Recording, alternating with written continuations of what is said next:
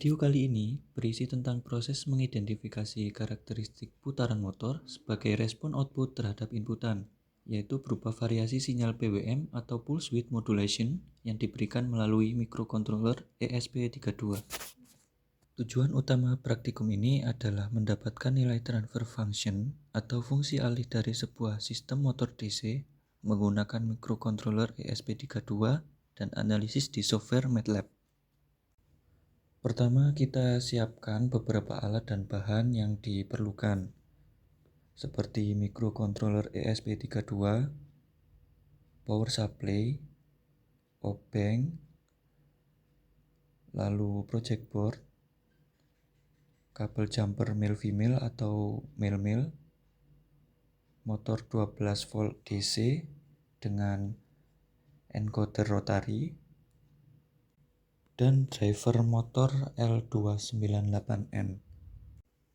Kemudian, kita akan merangkai komponen sesuai diagram rangkaian yang telah diberikan.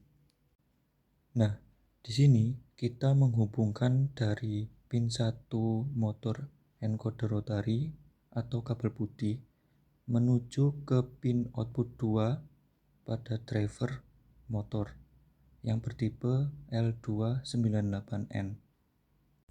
Selanjutnya, pin supply positif pada motor atau kabel merah dihubungkan ke pin output 1 pada driver motor. Setelah kabel merah atau pin supply positif pada motor telah terhubung, selanjutnya siapkan kabel jumper male-female lalu hubungkan dari pin GPIO ESP32 ke pin input driver motor, yang dimana kabel berwarna jingga atau dari pin GPIO 25 ESP menuju ke pin input 1 driver motor, dan kabel berwarna merah atau dari pin GPIO 26 ESP menuju ke pin input 2 driver motor. Pin tersebut berfungsi untuk mengatur arah putaran motor.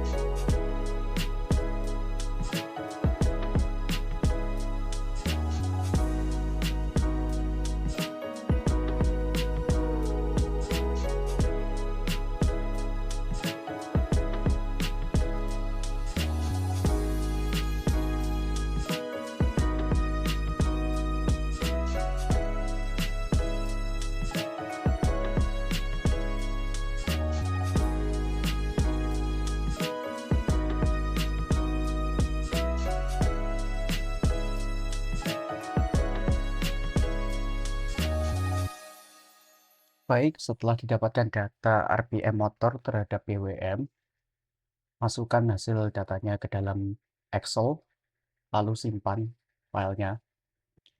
Kemudian masuk ke dalam MATLAB, pada bagian workspace, kita bisa upload data dari Excel tadi,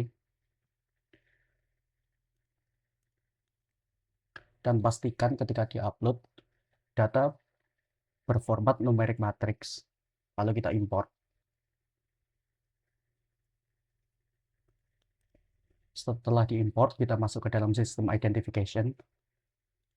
Kita import data RPM motor terhadap PWM tadi berdasarkan nama filenya.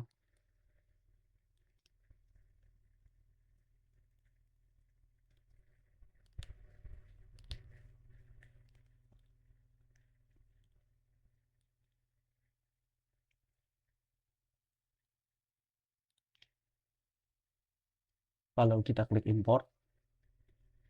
Ketika data sudah diimport, kita bisa mengestimasi transfer function modelnya.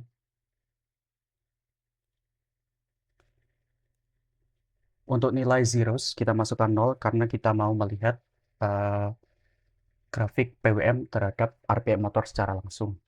Kita klik estimate.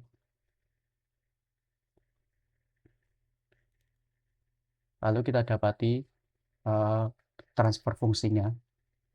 Dan untuk time plotnya bisa dilihat grafik PWM cenderung linear, dan untuk grafik RPM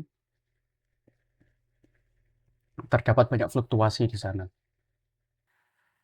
Setelah diestimasikan, lalu kita dapatin fungsi transfernya, kita bisa melihat model outputnya. Di sini grafik menunjukkan bagaimana grafik PWM terhadap RPM, di mana ketika PWM naik, RPM linear ikut naik.